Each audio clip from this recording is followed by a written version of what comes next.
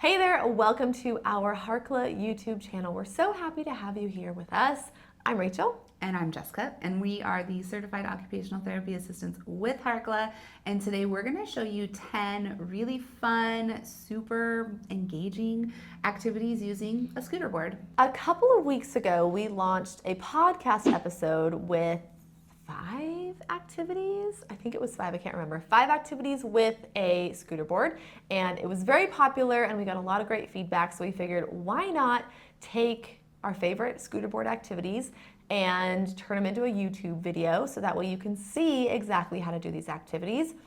So that's what we're going to do today. We love scooter boards. There's so many different ways to use them. And just quickly to make sure you know what we're talking about, scooter board is like that plastic board with 4 wheels that you see in PE classes. So we're not talking about the stand-up scooter. This is the one that you can like sit on and lay on that they often have in PE classes. So it's also a tool that we use in the clinic when we are doing occupational therapy with kids. And I use the scooter at least once a week with my clients because it's so versatile. There's so many things you can do with it, and there's so many ways to use it, and that's what we're going to talk about today. Before we jump into all of our activities, let's talk about why the scooter board is so beneficial. Jessica kind of mentioned this, but we love it for core strength. We love it for integrating primitive reflexes. We love it for bilateral coordination and reciprocal upper body and lower body movements. It's exceptional for visual vestibular processing, sensory processing, auditory processing. There's a lot of noise that the child needs to be able to kind of process through. It's a really all-around versatile activity piece of equipment. Yeah. And it's pretty motivating. I have not found a child client that didn't like the scooter board in some way. So it's a very fun a very fun piece of equipment to use for a lot of different activities. Now that you know why we love scooter boards, why they're beneficial, let's jump into our 10 activities that we'd love so much. The first one is a 3-person slingshot. Yes, you heard that right. We are using the scooter board as a slingshot. Let me break it down for you so you can visualize exactly what we're doing. We're going to have one person on their tummy on the scooter board, and we're going to have 2 people holding either a rope or a piece of lycra, some sort of stretchy material. They're going to hold that on either side, and the person on their tummy on the scooter board is going to grab onto it and start pushing and pulling themselves using that stretchy rope. And so you can imagine what's going to happen. They're going to start going faster and faster. They're going to start laughing and smiling, and their arousal level is going to increase, and they're going to have so much fun. Yeah, this is definitely a favorite activity to do with a group of kids. This can be a great social activity. So you can, if you have multiple children or if you're in the clinic doing this, you can have the kids make sure they're holding onto the rope and holding it super tight and take turns being the person on the scooter board. This is really great for a lot of upper body and hand strength.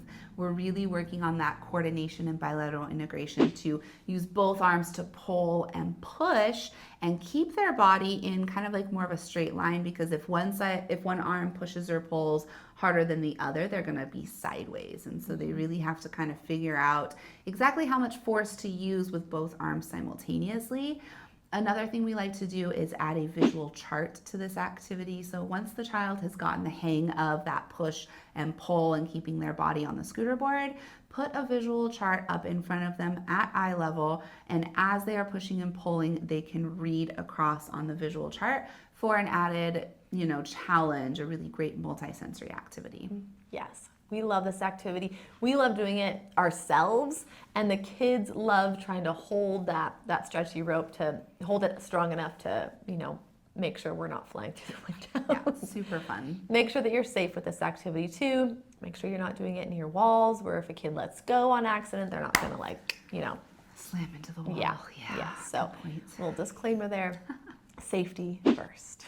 Number 2, we call prone rope pulling. So it's kind of a technical term, but prone is when you are laying on your stomach. So this is really great if you can attach a rope to something stable across the room and have the rope go across the room, then your child can lay on their stomach in prone and use the rope to pull themselves forward. So this is really great for that upper body strength, hand strength. We want to see that reciprocal arm movement of one arm in front of the other. So we're getting that bilateral integration.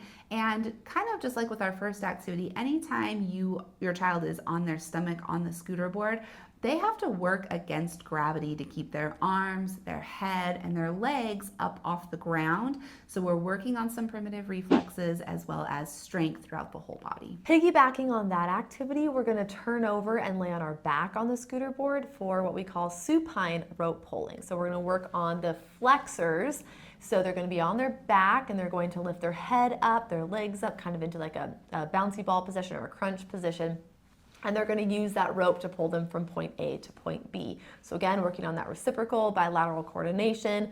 If they're having a hard time keeping their neck flexed, you want to maybe put something under their chin so they have to hold like a little ball and flex their neck and keep their neck up off the ground. Take lots of breaks, use a lot of motivation for this one because it is definitely tricky, but it's a great one to work on some of those primitive reflexes, the TLR specifically. So have fun with this one, add that rope, make sure it's secure, and modify as needed to make them successful. The next one is a supine wall push. So having your child lay on their back just like they did for the supine rope pulling. They're laying on their back on the scooter board and they're going to be right in front of the wall and they're going to place their feet on the wall and push off to like launch themselves across the room. So you need some space for this one to make it safe. You want to make sure that when they're doing this, they do have that ability to keep their head up and their neck flexed up against gravity and have enough room so that they don't run into anything. We like to do this one where we set up maybe some foam blocks or some plastic cups, and maybe they built them into a pyramid, and their goal is to use their body to knock over the tower that they built. The next activity, you are going to grab your scooter board and a fly swatter and set up some visuals on the ground, and they're going to be on their tummy propelling themselves around with that fly swatter, and they're going to smack those visuals with that fly swatter. So some visuals that you could put bugs on the ground, you could put letters on the ground, and they have to go in order to spell their name, smacking the letters in order. You can put, what else can you put? Anything. I'm trying to think of like a good idea. You could have maybe, the decorative plastic leaves for fall. Oh, that's a good or one. anything that's super lightweight.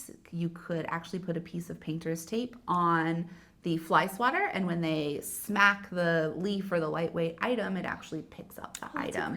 And then they maybe have to take it off the tape and collect it and then go get the next one. That's super fun.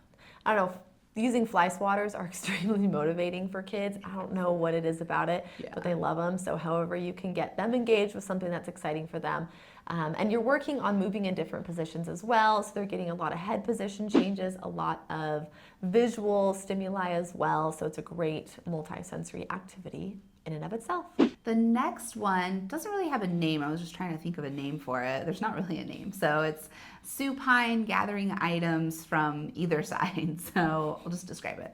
Have your child lay on their back on the scooter board. Again, we're really working on that neck flexion and that strength throughout their upper body and their neck to keep their head up off the ground. They're going to use their legs this time to propel themselves around and have items on either side, on the left side and the right side of them as they're moving, that they have to reach and grab. So we want to maybe facilitate some crossing midline. So if they're grabbing an item on their left side, they have to reach across with their right side to grab it, and vice versa. If it's on their right side, they have to reach across with their left hand to grab it.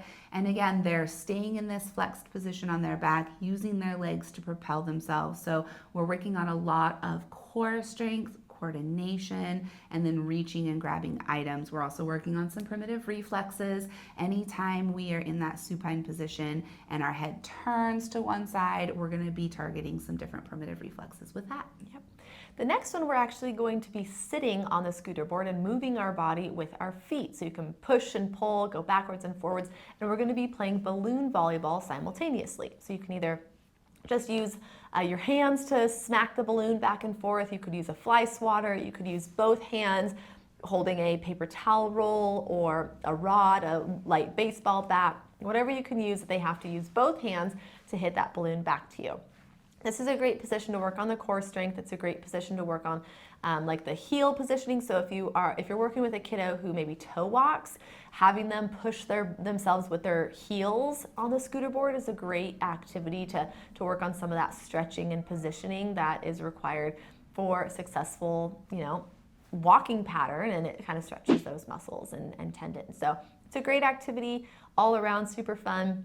Super great for the ocular motor skills as well. Visual tracking required for reading and writing and copying from the board. So sitting on it and hitting a balloon and playing volleyball. Yeah, it's also really great for that force modulation and that impulse control. So a lot of times our kiddos will just get so excited with this activity that they'll hit the balloon so hard.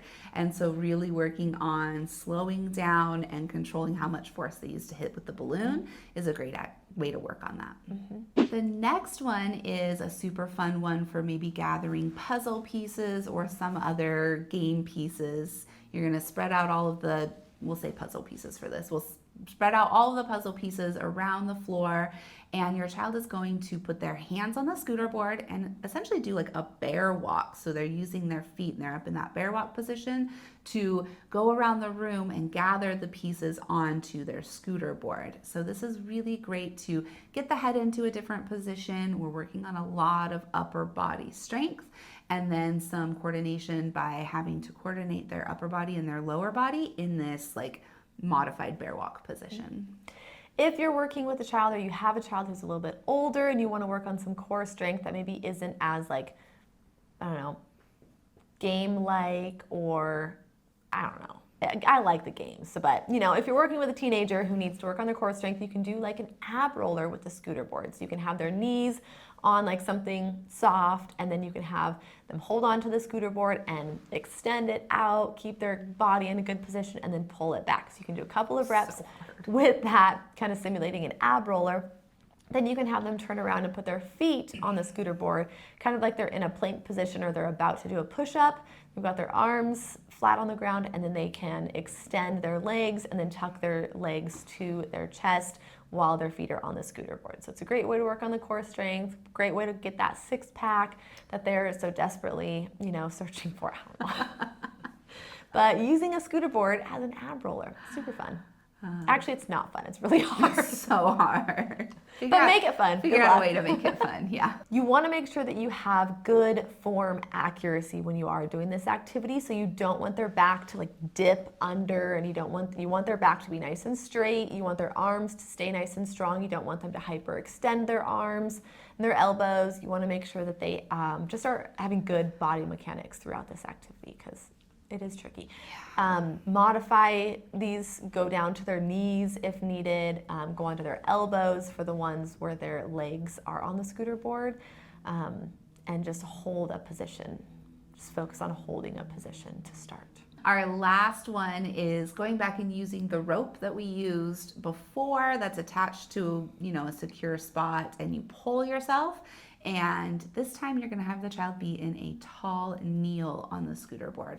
Now this gets a little bit tricky because they have to figure out exactly where to put their knees on the scooter board to balance, because if you put your knees on the scooter board too far forward, you'll tip and fall. So works on some body awareness and problem solving to get into the right position. Use maybe like a blanket or a pillow on the scooter board so that it's not super hard on their knees. It's a little bit softer. And in that tall kneel position, they're going to use that rope to pull themselves forward. This is really great for that core stability, that balance, and postural control. So super fun one. You can kind of go back and forth between maybe laying on their stomach and pulling on the rope, laying on their back, and then tall kneel, and do all three positions with that rope pulling. There you have it, 10 activities with a scooter board. We hope that maybe some of these were new, maybe these just refreshed you, and you're gonna go home, you're gonna go to the clinic, and you're gonna try these out. And you're gonna let us know how they went in the description, in the comments below. We'd love to hear your feedback. If you have any great ideas to add, we'd also love to hear those, because anyone reading the comments can get some more ideas, and we're always learning. We love to learn new ways to try the scooter board as well. Make sure you subscribe to our Harkla YouTube channel so you never miss a new video. We drop a new video every Tuesday. And make sure you listen to our podcast, All Things Sensory Podcast. We drop a new podcast episode every Wednesday. And if you're not already following us on the gram, make sure you hang out with us there at Harkla_family, as well as All Things Sensory Podcast. We love to share all the behind the scenes and just some special updates there. So make sure you're following along. All right, with that, we'll let you go, and we will see you next week.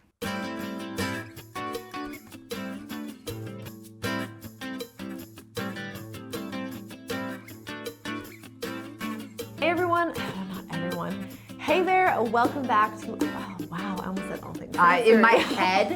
In my head, I was saying That's All what Things you were Sensory. saying, yeah.